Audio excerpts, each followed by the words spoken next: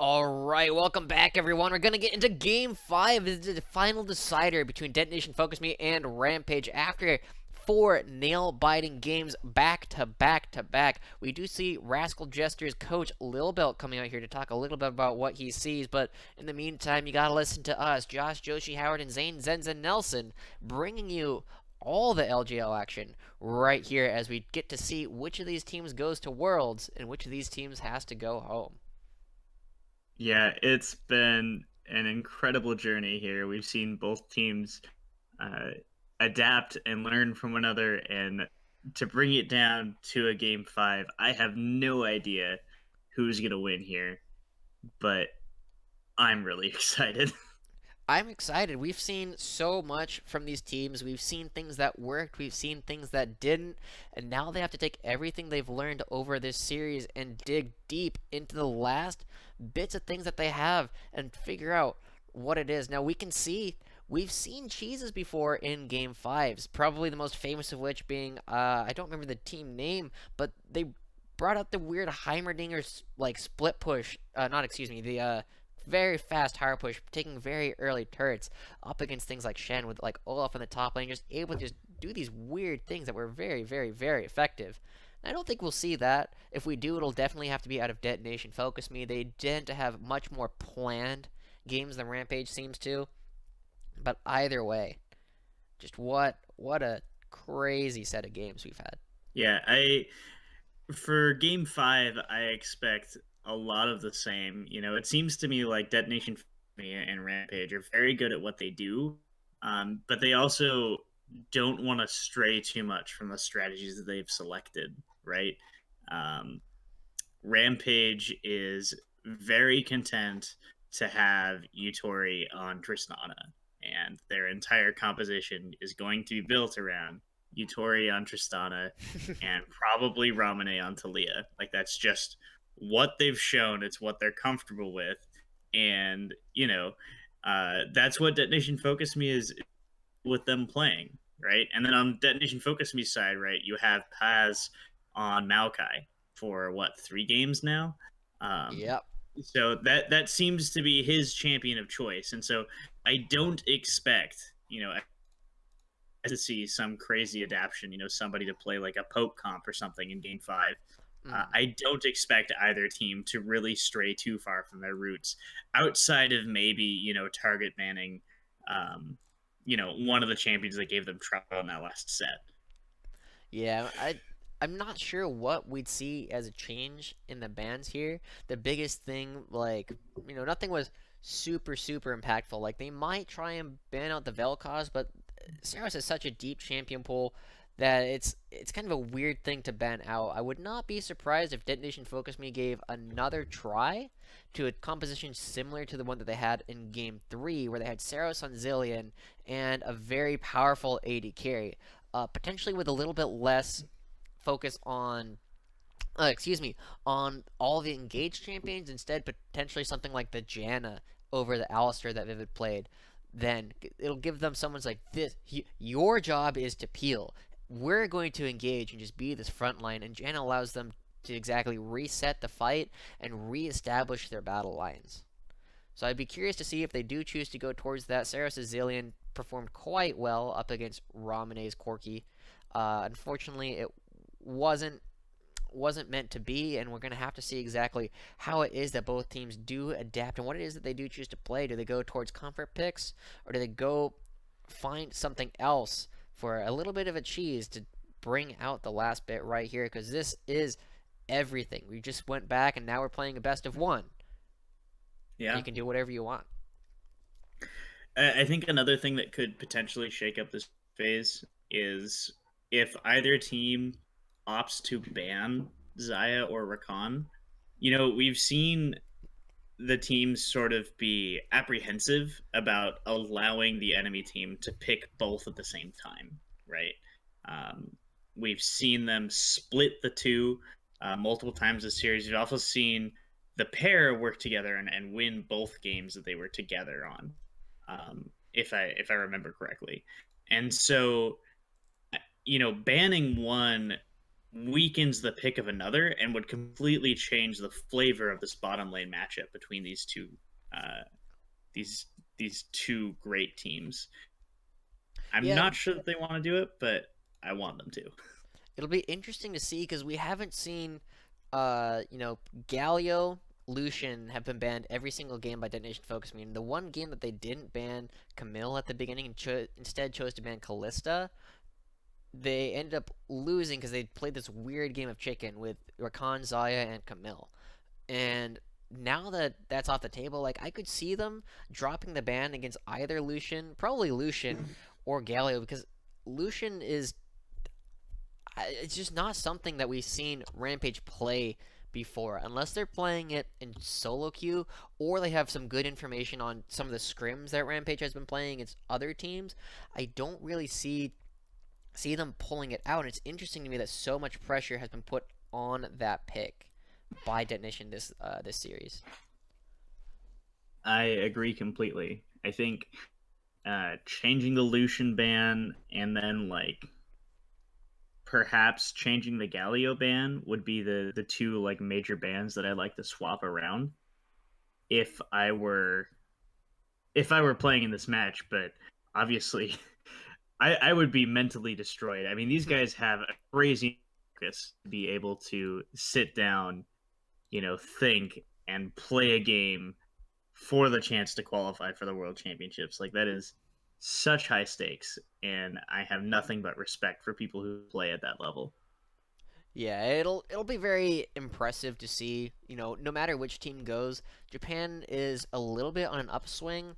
Uh, Definitely during MSI, I regarded them as the best of the lower tier of, of the wildcard teams. But now that GPL's Gigabyte Marines have kind of fallen off, they are in contention for potentially being in the top half, or potentially, changing it to being a second tier of the wildcard teams, and potentially depending on the group draws. I don't believe we have full details on exactly how um, the wildcards will work for this time. I know there's a lot of things that we've seen talked about in terms of how there's like a bunch of groups of four groups of three with all the wildcards and a couple of the major regions who third seeds going down there. It'll be interesting. It'll be interesting to see exactly what it is that they do choose to do with all these teams. So Japan might actually have a chance, a slim one, but a chance nonetheless of making it to the world's group stage, and I wouldn't I wouldn't say the bracket stage, but at least getting a chance to play against all these other major regions. But again, the Right. Lucian ban is gonna come out again. Standard bans so far. Uh, both teams sticking to their roots. This is where it sort of gets interesting, though. This third band is going to tell us a lot about what they want to do. If they're happy to play it like they have been, or if they want to mix it up. Looks like DFM happy to ban the Galio. Don't want to see that as a flex pick for Ramane and Evie. Yeah, and they do see coming out once again. We're seeing Rampage use up a lot of their time thinking about this last ban. There is the option of banning. They do ban away the Rakan, so that dynamic has changed with those characters. Zarya is still a strong character, but not the overbearing character that she is when paired with Rakan, and it's not impactful. Callista is a very strong pick, but Yutamon has not performed on it thus far. We saw the coach rubbing his shoulder. It's like, we're trusting you, man. We're giving you this pick. It's very good, but you have to play it well. Yeah, if I recall correctly, Utah currently 0-2 regulars in competitive play on that Callista. So definitely a mix up for him. We'll have to see if it works out. I mean, this is game 5. All the eggs are in the basket. All the money's on the line here. Rampage gonna go ahead and pick up that Jarvan as a flex pick, and considering now the Lulu pickup, and It that is is gonna be locked locked in. in. Yeah, take that away from Vivid. You don't want to give Callista and Lulu away as a pair. One of the most common things you see is the Rakan, which already been banned away. Lulu is one of the next ones to come out. Now, it's been interesting to see how little Japan has been playing Janna to be honest. It's such a strong pick, not necessarily the strongest pick in association with Callista, but they do end up locking in the Rek'Sai as well, able to go toe to toe, with that Jarvan, and picking up the Thresh as well. Oh, not quite yet, but a good combination. Plenty of safety coming out from that, able to really engage and disengage very well between these two Shadow Isles champions. Yeah, Callista and Thresh, the OG Zyra Rakan combo. Uh, when Callista was first released, people looked at their kits and went, "Oh yeah, this is this is good." Able to throw each other good with the Callista ultimate and the Thresh Lantern. Um, really have a lot of mobility between those two champions put together. Rampage, though, once again, Yutori Miyasi on the Tristana has not changed his mind. This is the champion that he feels is going to carry them into the victory and bring them to the World Championships. Now, this is interesting too on these two supports. We do see very interesting things coming out. Dara has played a fair amount of Lulu, currently 3-0 on that, meaning he has not played it up against Detonation Focus Me thus far this season. Whereas Detonation Focus Me has played a lot of Thresh. This is going to be his 8th game, or at least 8th game that I have recorded up against them, and currently 6-1, but he has not played that Thresh since week 5 in competitive play. So it's definitely not something he's played quite as recently up against anybody else. But with all these bans coming out, the Heimerdinger is coming out, as well as the Rumble, and Shen banned once again. Want to keep that as far away from Paz as possible. 5th time it's been banned this series. Yeah, that will likely force Paz once again onto the Maokai, which is a little bit of consistency that Rampage could use to their advantage as we second half of this draft phase. If you assume that Paz is going to be playing a tanky initiator in the top lane like he has been, and the Trundle ban, Detonation Focus Me playing ahead a little bit, saying, you know what, Rampage has had the advantage in that top lane for the last 2 games. We don't want them to have that Trundle pick available to them. We're going to mix it up. Ramune hovering the Corki here, and he does lock it in. Now, there's a lot of options here for Detonation Focus Me. I believe that that's this both times that, no, just the one time. So Ramune did win up against Saros' Zillion in Game 3, but in Game 1, when he played up against the Heimerdinger, it was not impressive. And now Saros has the counter pick. We do see Paz picking up the Maokai. Again, going to be his 4th game on that champion this series. But we have to see what Saros does choose to pick. The Echo, I like it a lot. Yeah, an aggressive champion to play in this final game 5 here. Able to put out a lot of damage, relative safety, the Chrono Shift to get back to full HP and far away from your opponents. Meanwhile, Rampage going to round out their composition with the Gragas, which is going to be a strong addition to their team. Will it be Tussle playing the Gragas in the jungle? It does look like that's going to be the case. It does appear so. Both mid laners opting for the teleport here once again, not picking up the defensive summoner, but the exhaust coming out from Dara to counter Saros' Echo. Now, Saros has not played Echo this split, which is something brand new coming out. It must be something he's practiced on. He's got such a wide champion pool, but it is going to be his first performance on it, and something to bring out Game 5 as their last pick. This might be the cheese that we were talking about. Saros does tend to prefer the longer range casters. This is different from that, and he needs to be able to play it to perfection in order to really bring this out, because we've seen Echo famously failing to use the ultimate in these very clutch, very iconic games. As you don't want to get Jensen, you don't want to add another name to that list. You don't want it to be Saros this time. Just leave it for Jensen to make that mistake. But he's gonna try and get it out. And looking at this matchup too, Saros really has.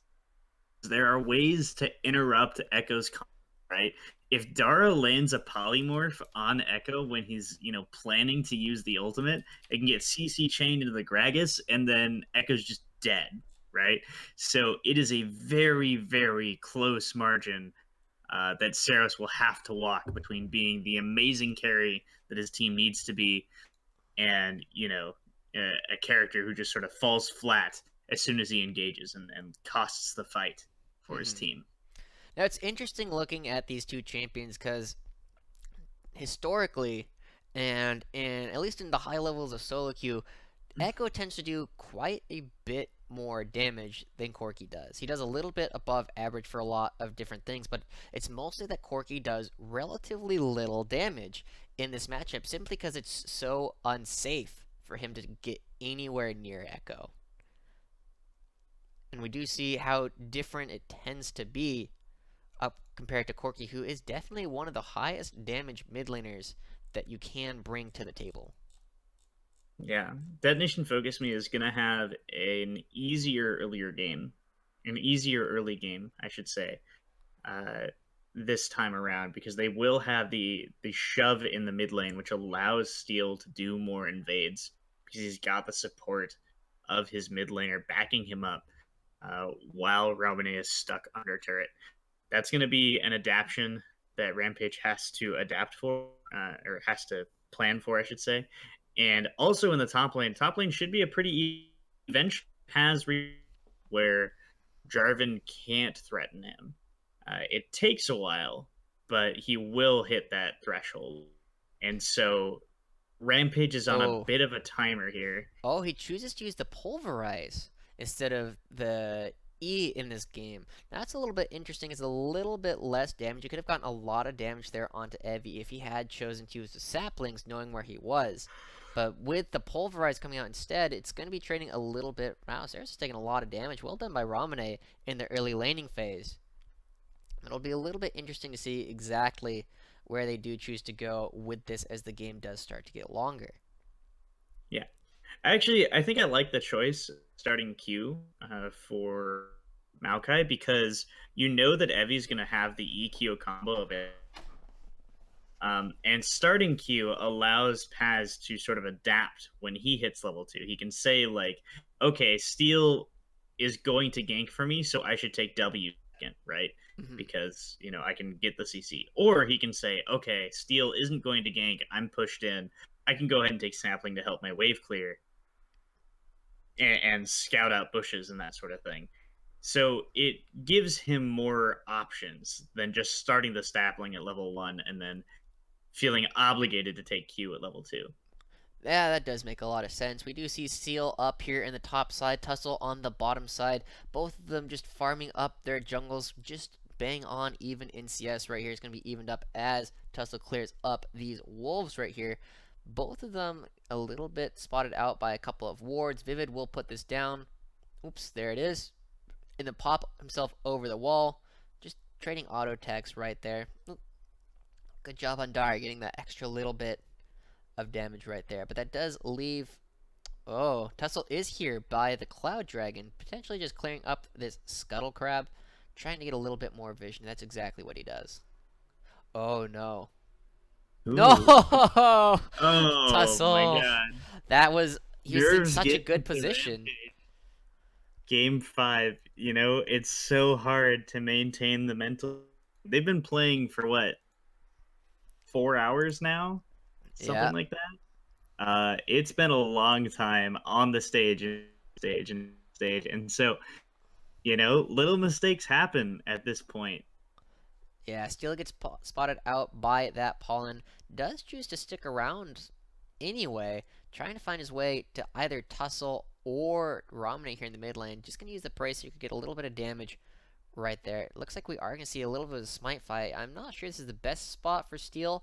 Even with Utori and Dara pushed under turret, they do have a faster way over. It does go over to Tussle right here. Steel goes in, does not have the red buff, just has the blue buff, which is not the most important buffs for the Rek'Sai right here. Potentially getting a big stun. Uh-oh, teleport comes in from Corki, does get stunned up. Saras finds his way onto it, forces the flash. Here comes another knockup from Steel, getting the last bit of damage. First blood goes over to Steel onto Romney, and with no flash and no teleport, that's disastrous.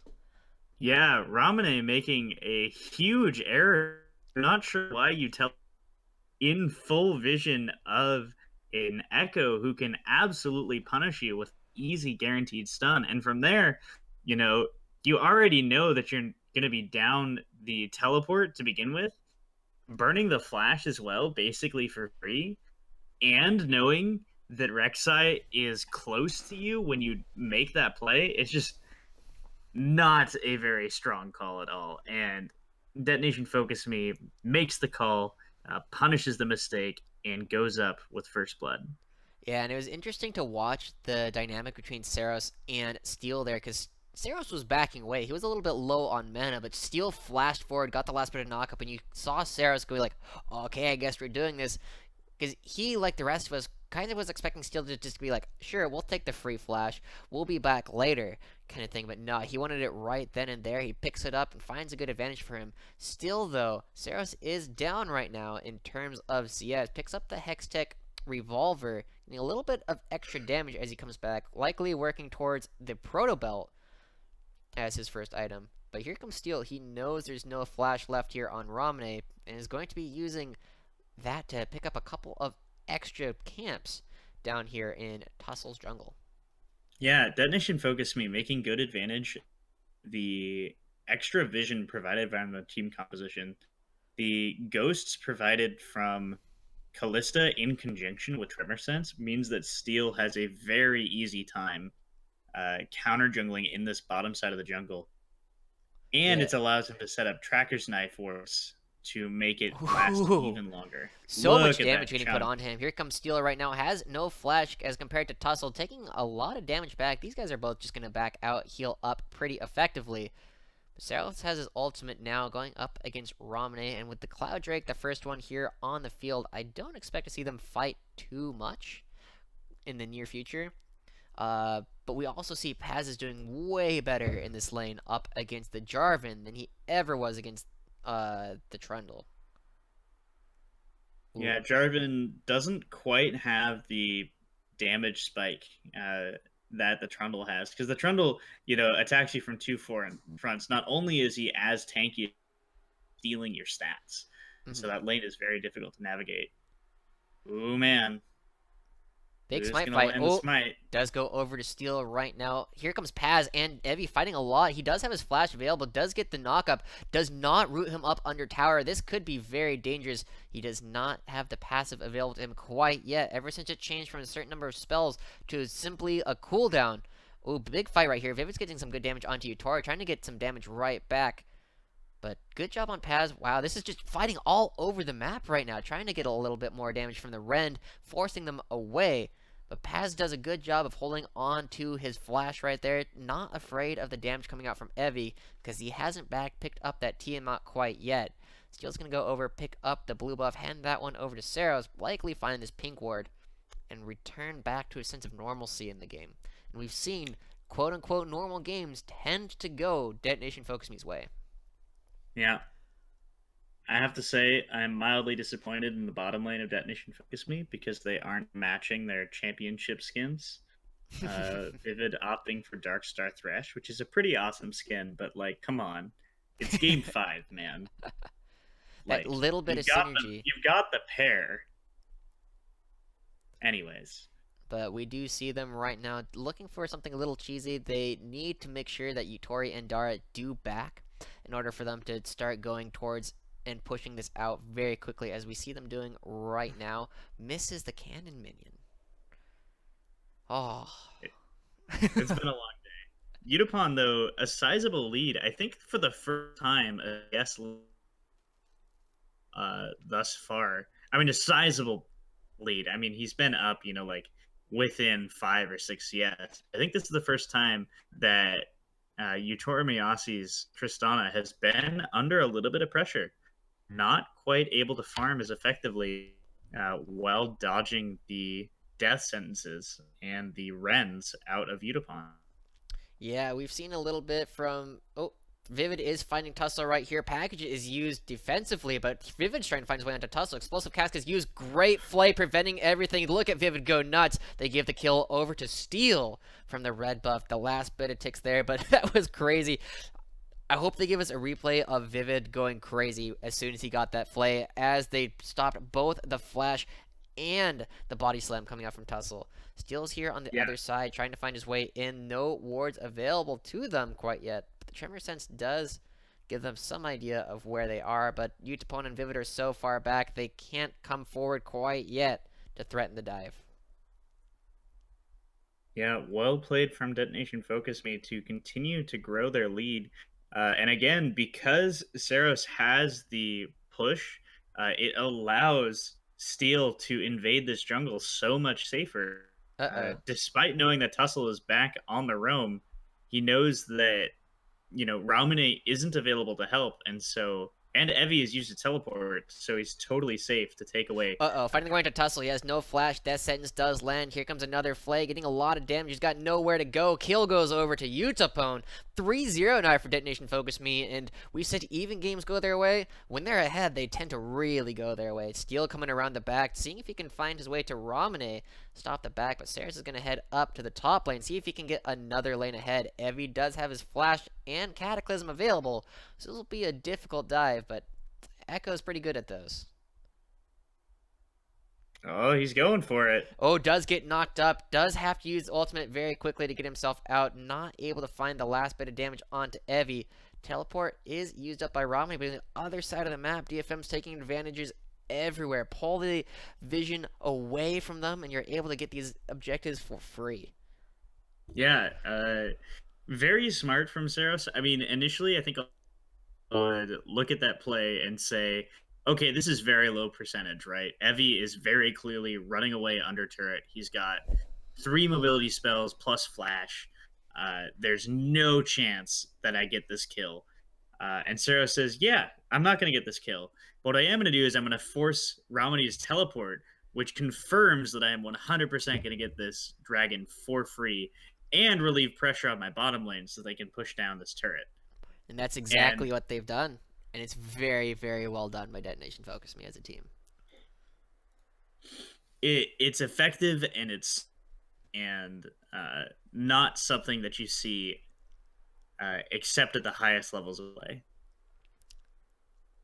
Right now, even though both Paz and Saros are slightly behind in CS, they're definitely making up for it in terms of gold across the board. They are starting to make up for it, and oh, good death sentence lands onto Tristana here. Ren comes out, and the shield coming out from Dar is too late as Steel tries to make good on his name and take another blue buff right here. With so many members here, Saros is moving over. There shouldn't be a way for Rampage to contest this, and it is going to go over to Saros right there. Their own will be spawning in just a couple of moments. So they'll have plenty of mana to go around. Vivid's trying to... Oh, good play onto Utori, but not a whole lot after that. Good job, good awareness from Utori. Instant flash, keeping him safe right there. If he had been hit by the box, that could have been a very different story. Just a trade of a couple of ultimates. Steel, being potentially a little bit over-aggressive, loses another smite fight to Tussle here. But that was fantastic coming out from Vivid. Vivid's playing fantastic. Uh-oh, here comes Paz and Evie fighting right now. Not a whole lot of damage being done by Evie. A lot of it being done by these minions here. He still has his flash available, but not enough damage to really bring that health bar too low. Uh-oh, Saros does not get a whole lot of damage out of that. His ultimate's still going to be able to keep him safe for a while. But Ramane is also out of mana, and this turret down in the bot lane is very low. First brick going to be going over to Detonation Focus Me here in the next couple of seconds as they start to bully this down. Yeah, Detonation Focus Me doing everything in their power to take small advantages over again. We've seen Steel continue to return to this bottom lane for many reasons. He knows that he's got teleport advantage on over Ramane for a couple more seconds. Whew. That was funny. That was funny. He's got teleport advantage over Ramane in the mid lane. Saros is pushing him anyways. Paz has teleport, and Tussle is underleveled. So with all of those advantages, Steel can just continuously shove himself into that bottom lane and make himself known as a presence there. and it's been working wonders for them. Now 3,000 gold ahead with the first turret and the first dragon taken. Detonation Focus Me looking to make a name for themselves and defeat Rampage in this best of 5. Yeah, now that the first turret is already destroyed, we do see the standard lane swaps as Detonation Focus Me is gonna wait to see what dragon it is. Well, they probably already know. We haven't figured it out quite yet, but they're gonna start moving onto the top side of the map and do very similar things that they were doing on the bottom side of the map. Steel, you clearly see, is already up here trying to help out. Romney is moving up with the package available, gets spotted out by the ward. Doesn't see Steel until right now. Does get the knockup. Package is used defensively. That means Steel does a very good job at stopping the 4v3. Saros finds his way onto Romney, gets a stun, gets a lot of damage coming out right now. Package was already used, and that's a lot of free damage. And here comes the Rift Herald as well. We've seen this taken 3 times today, and 3 times we've seen it stopped simply because it was used unsafely. Hopefully Detonation Focus Me can break the curse and actually get one of these off. We will have to see. I'd like to the Scuttle Lord make its Oh, way onto the rift. he And did it! Let's go, DFM. They finally get the Rift Herald coming down here. It's going to destroy this turret almost instantly. Not quite. Just a couple auto attacks left. Here comes Tussle trying to stop the bleeding too bad. But they're going to be able to move around. Steel starting to threaten, trying to keep that vision safe. Gets the knockup right here onto Tussle. Doesn't have a whole lot anywhere else to go. Has the flash available. Is not going to have to use it. Death Sentence does not land. Steel's going a bit too far forward. Here comes a couple of ultimates. The Wild Growth and the Explosive Cask not being used in conjunction. Steel needs to get out of there. He has his flash available. And there's nothing further they can do. But they do pull out Evie's teleport from the bottom half of the map. And now Paz is going to be able to push up, get some vision down, and potentially start breaking the second turret right here. Detonation Focus Me doing a good job of splitting the resources of Rampage. Now that they have an advantage with 2 turrets down, they can go ahead and set up a 1-3-1 split push or something similar, and really drive home the point. They keep making a point Ooh, Death of Sentence lands here on Dara as well. Here comes a teleport out of, I'm not sure who it is, but Yutori knocks them back towards the turret. Not under turret quite yet. Buster Shot does not stop them from doing anything. Paz goes in easily, gets another kill. Flay lands onto multiple. Dara's still alive. Utpo needs to run away. Romney picks up a kill back on him. That's not what's supposed to happen here. Dara just barely alive. Paz is trying to find his way onto Yutori. Not going to be able to get the last bit of damage here, but here comes Saros, not using the teleport, but everybody is up here, and 2 kills go over to Rampage in something that definitely should have been a fantastic fight coming up for DFM. yeah, Lulu coming up absolutely with the shields, keeping both Yutori and Dara barely alive in a series of clutch moments. Udapon, with that short range on the Callista, he was taken pretty dang low at the start of that fight and then wasn't able to finish off the kill safely, and so he had to back around. I really like the lantern play in conjunction with the teleport, able to keep Udapon safe here, but look at how low Dara goes down. The shield just barely keeps him alive. Vivid had started auto-attacking Yutori because he just assumed that Paz would have the damage, but not quite enough. And now Ramune and Tussle here to clean up shop will be able to pick up both Paz as well as Udapon for a 2-0 advantage. Well, they did pick up some gold back there. Unfortunately, they're not able to convert it into any objectives.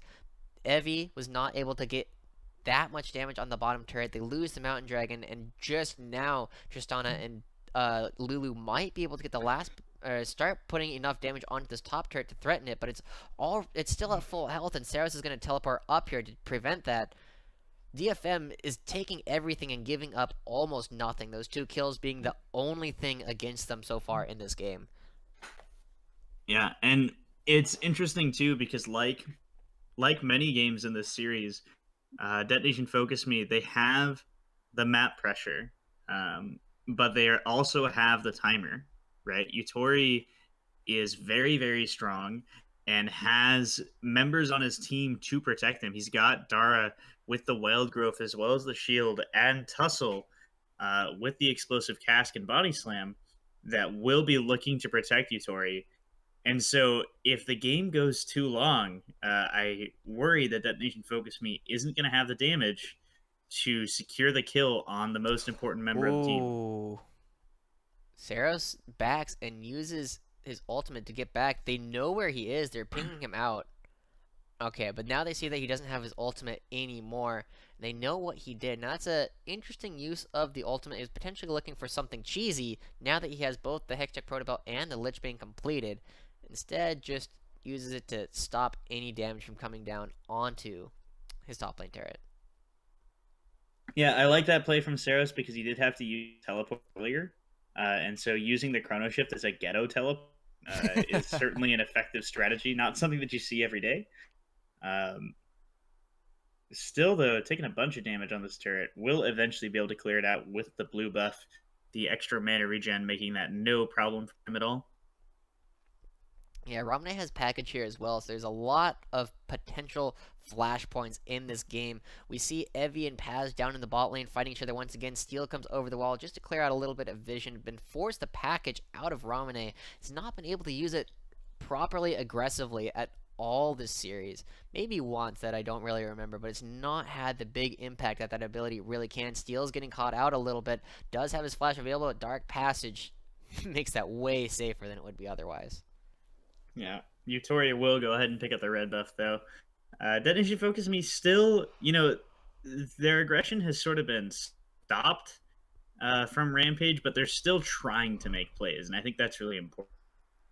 As long as Steel is up in Tussle's face, trying to make that smite, they're Yeah, bound to make some sort of play happen. Ooh, caught out on a ward. Rampage knows that this Baron is going down. yeah, and they're going to be backing away. Very smart. They do know that Evie has a teleport available, and when that's not a secret, it's not a safe play, especially at this point in the game when Baron's doing a crazy amount of damage. You don't have that much tank stats yet built up. And that Yeah, gamble, Evie you know, will be able to take down the bottom tier turret, though, because Paz had looked to, roam up and be there for the team. If the ward hadn't been there, Detonation Focus Me would have had an advantage, because I think, yet again, they would have forced the teleport out of Evie with that play. But in this case, because Rampage had the ward and was able to just catch the very corner of Saros there, that's all it took to make that play an advantage for Rampage. yeah, just such the small things that games of League of Legends hang on at this level. We'll likely see DFM either this game will either be very close or they won't give up almost anything for the rest of the game as they simply play the very strong control style that they are known for. Now that we're out of the early game, they're not going to do any silly, cheesy things, potentially finding their way onto Romney here. No death sentence yet thrown out. But they are going to slowly be building up. We do see Echo still hanging on to the Dark Seal from the beginning of the game. Gets damage onto Evie there a little bit. But now they're just looking for a pick. We go back to fairly standard things.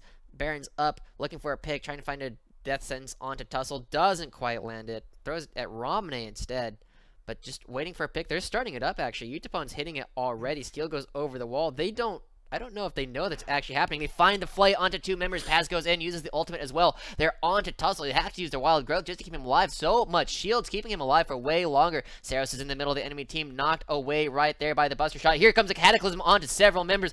Evie's taking so much damage. Finally goes down to Utapon, and that's going to be the only kill. But so many members on both sides are low. In fact, the 80 carries the only two members of both teams looking healthy. Saros still has the ultimate available, and they do have an opportunity right here.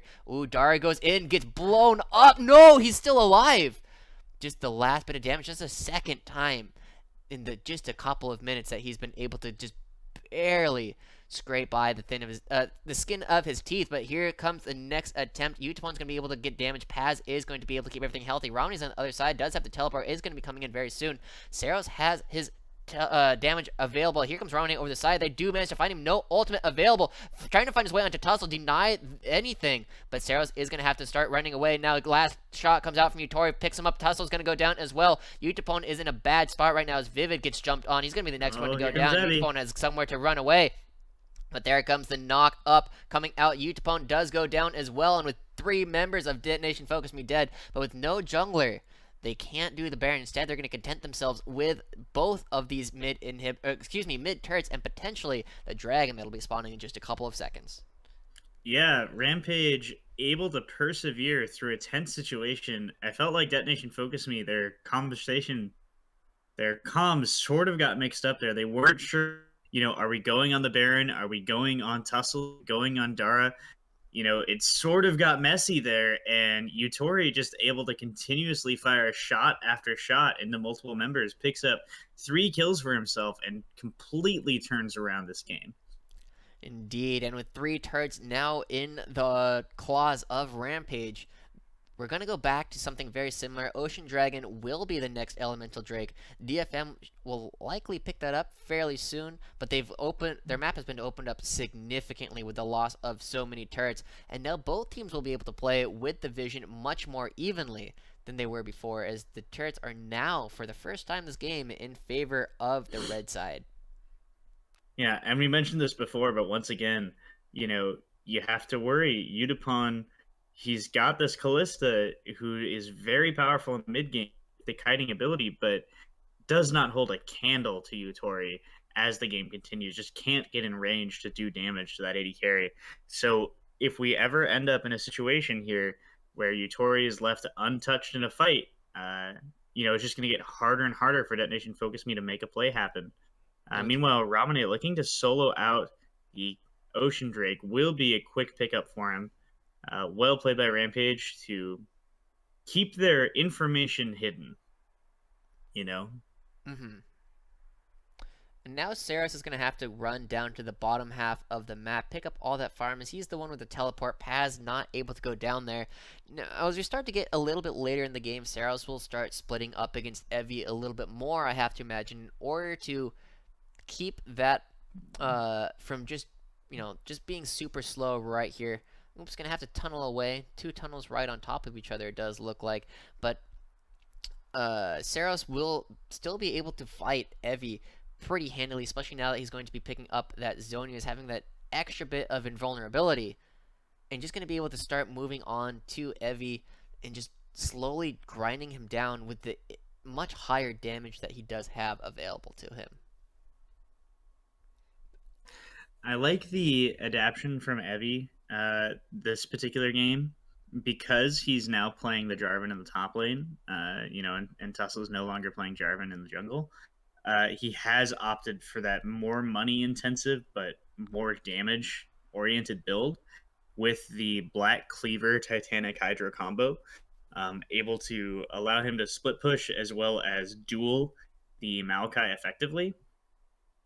Oh, Death Sentence lands onto Tussle. We're going in. Steel and Vivid over the wall, trying to find their way onto him. Ramane is not there quite yet. They're not able to do enough damage to him through the wild growth. Has to use the flash and the ultimate. A little bit of poor communication there, but they find their way onto Ramane right here. No ultimates left to keep him alive, and that is a dead Corki with all that damage off the table. Evie with no teleport. They're going to try and turn onto the Baron here in just a moment.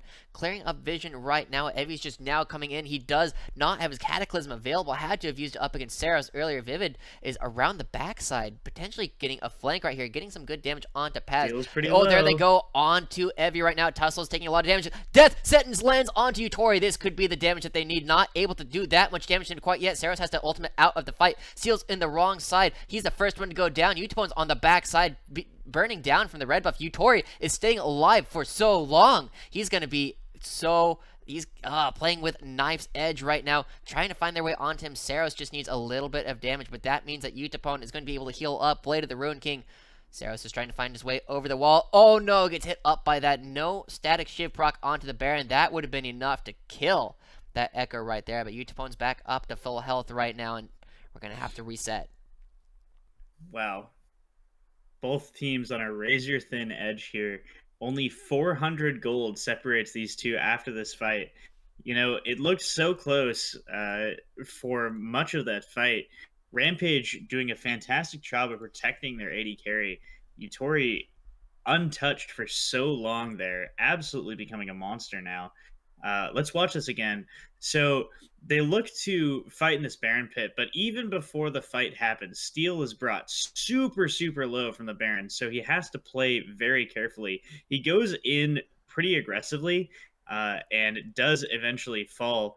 They land the hook earlier onto Yutori, but aren't quite able to finish him. A fantastic rocket jump reset allows him to jump to safety here. And now at that point, the fight can't really continue because neither team has the health bars to re-engage. Sarah's going over the wall. That was bold right there. It doesn't cost him a whole lot, except just a little bit of health right there, but that could have easily turned into something very different if there was someone more aggressive there, like Tussle or Evie, just able to jump on him now that he's used so much of his movement abilities. Yeah, that was pretty sketchy. Rampage now looking to, both teams kind of hovering around this mid lane. Ideally, they'd like control of both the bottom and the mid lane wave before they try to make a contest of this Baron. But that's going to be hard as both teams are vying for this equally. And so, they're going to be struggling for it. Very aware of how to win this game and how to properly set up a Baron siege. Both teams really struggling here to break each other. Yeah, and we've said this before. Even games have historically gone the way of DFM, but this one looks like it might not. Rampage might be able to break the curse. They have a much harder scaling team composition, and DFM's going to rely on finding their way onto Yutori, but that's going to be a tall order for them, making their way through the explosive cask and the wild growth, and all the mobility that Yutori does have on that character between the rocket jump and his flash.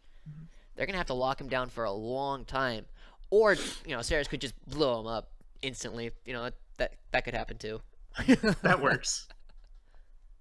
Yeah, it's one strategy that Detonation Focus might try that they haven't really adjusted to yet is they could try a 1-3-1 setup. Echo is very famous for being a very powerful split push champion, like most sort of mid lane assassins tend to be. Steel, though, in a little bit of trouble, will have to back out. Threatened by the package on Ramune, not able to secure vision around the Baron buff yet again. Rampage gets a small win here with Dragon spawning in 4 seconds. Yeah, Steel will be healthy enough to come back as he is doing right now. It is a Mountain Drake, second Mountain Drake of the game, and DFM is just walking right by it in order to try and get back to the Baron. Excuse me. But we do see them moving in right here, doing a good job of not going through a choke right here, but finding their way onto Tussle, getting some good damage on him. The Gargoyle Stoneplate comes out, not blocking up a whole lot of damage, but there it goes, the re-engage. Vivid goes in, but has to back out very quickly as Paz's ultimate comes out. Evie's trying to find a Cataclysm onto whoever he can, finds it onto Paz and Saros. Saros is taking so much damage, does still have the ultimate avail, but not able to find any damage onto anyone yet. He's going to have to be jumping right back. Oh my god, so many members of DFM are going down so quickly. Here comes the resets coming out for Yutori. Jumping around, Paz is going to be able to make his way out, but Steel is on the run right now. Ramune and Dara trying to find their way, does get the flash forward with the rapid fire cannon. This could be the end of the game. Rampage is pushing in for the first inhibitor turret, and with so many members dead, only Paz and Sarah is left alive. They're definitely going to get at least this inhibitor, and now they're also looking at the Baron. Yeah, Miyasi has finally turned on. So powerful. It's so difficult for Detonation Focus to initiate a fight at this stage in the game. And it really just, as long as Yutori is protected, he feels safe. There's not a whole lot that Detonation can do. And this will be a Baron going to be picked up for Yutori as Rampage solidly takes the lead. Yeah, this is the first time we've seen this kind of thing happen in quite a while. Rampage, like we've said, scaled harder. Tristana, with the range, the rapid fire cannon, is able to put down damage from what feels like anywhere on the map sometimes with those incredibly strong range auto attacks. Now that they also have the Quicksilver Sash, and Dara is building towards what has to be Mikhail's Crucible, they're going to be absolutely almost unbeatable with two clinches available to them, Locket, Ardent Sensor, Knight's Vow. There's so many things just left here to keep Yutori alive and let him do his job. It's incredibly difficult too, from Saros' perspective, because you want to at a certain point start building armor items in order to keep yourself safe, because Yutori is doing so much damage back to you. But because of the amount of support Utori is receiving in the form of items like the Ardent Sensor and the Locket that you mentioned, as well as like the wild growth coming out of Lulu, Saros has to continuously build damage in order to, even threaten Utori. Uh, Rampage, very confident, able to take out Oh, this here inhibitor. comes the ultimate out of Paz, but they're already so low. Saros is forced to use that just to get out of the fight.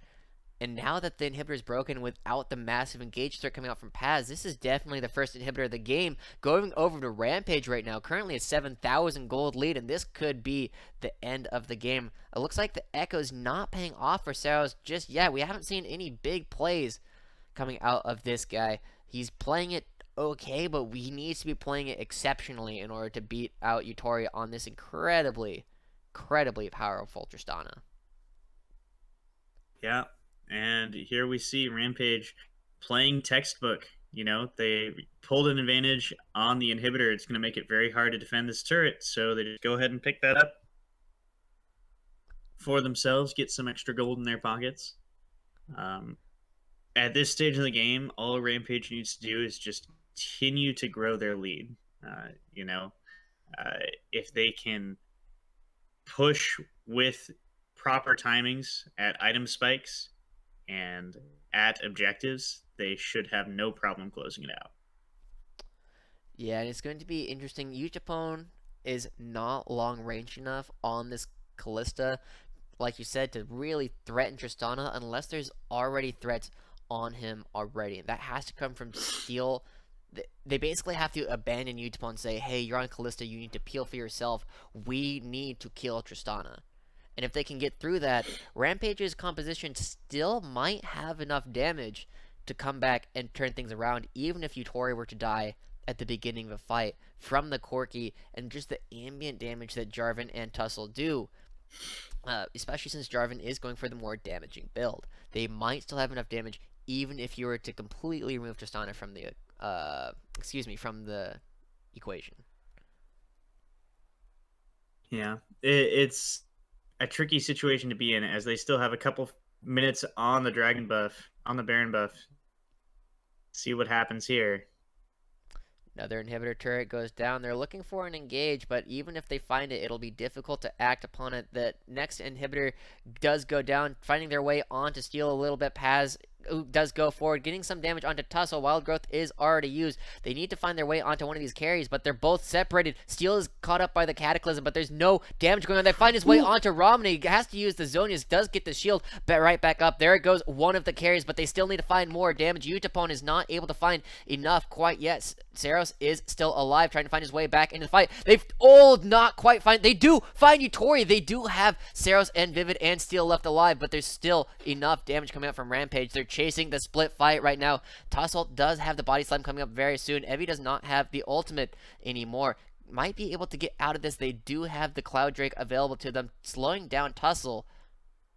And that was a potentially miraculous fight. Steel is back here clearing out all these super minions, while Saros and Vivid are forced to run away just to keep themselves still in the game. The next dragon will be spawning in about 2 minutes, and that will be the Elder Dragon. And DFM finds themselves in a position, they do find Vivid, not able to get onto him quickly enough. That was interesting. He has to have used his abilities slightly before that to clear out the Krugs.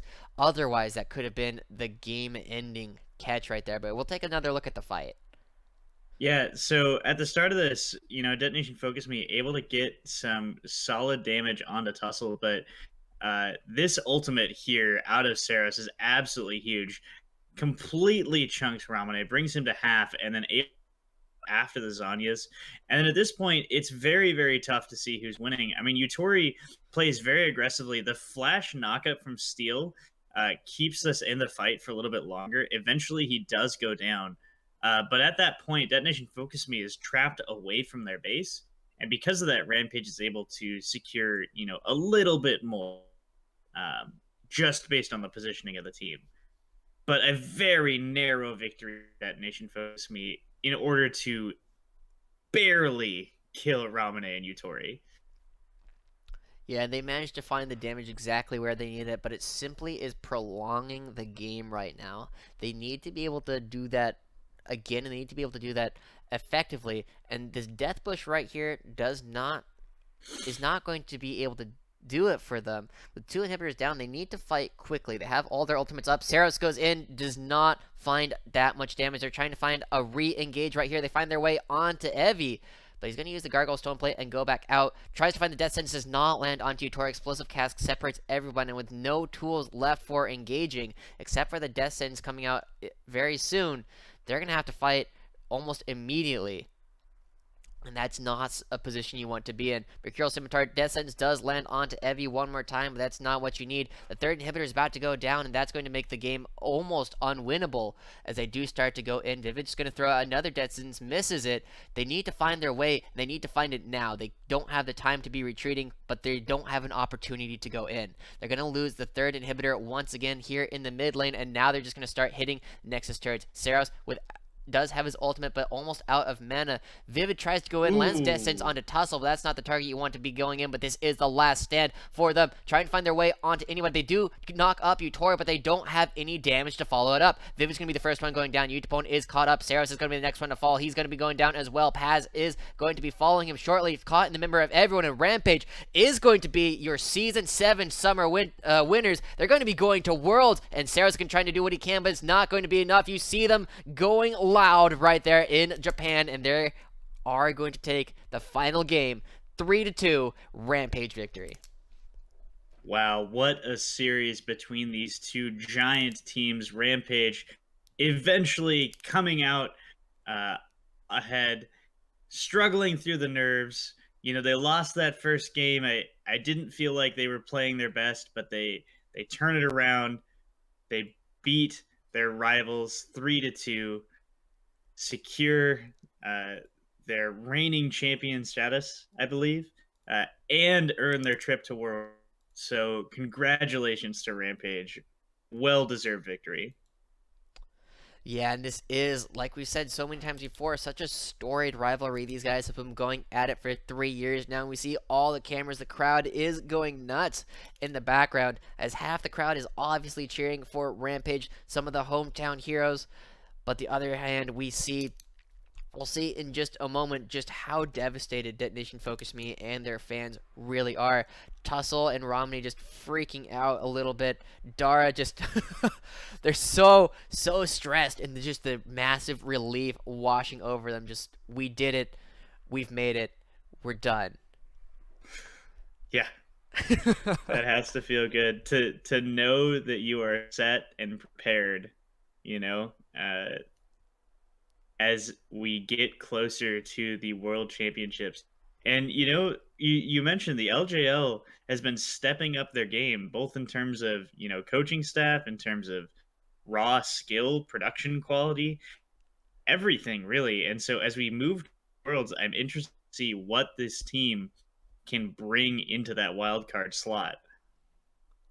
Yeah, they'll be interesting. Rampage will be the more surprising team to watch as they do head towards the world stage. Like we said, they thrive in chaos a little bit more than Detonation Focus Me, and that's something that they can use to their advantage. So many of the teams at Worlds are so used to playing this meta style of play, but these guys don't bring that. They bring something very new, very unique. We do finally see the teams are shaking hands. We see Rampage effectively crying, but it's a different kind of crying than Detonation Focus Me has to be doing right now as they do wrap things up.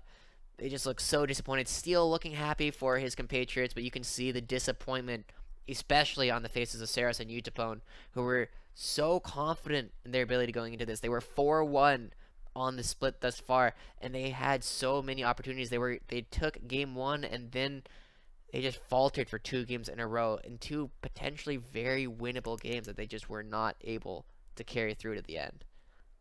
I think I own Rampage's shoes. I mean, they're nice. They're really comfy and easy to wear. But I just noticed them. Of all things for you to say right there, that is not the one I was expecting you to say. I apologize. I was excited. I, Okay, I I'm was ready excited for about this so many victory. things, and it's like their shoes, man. But you see them going It's the little forward. things you have to celebrate. I mean, like LGL championship and what sharing shoes with champions. Now that is an accomplishment that I can get behind. I always forget how short Evie is. I Yeah. don't know what it is, but it's just, yeah, they are the champions. We will see them at Worlds 2017.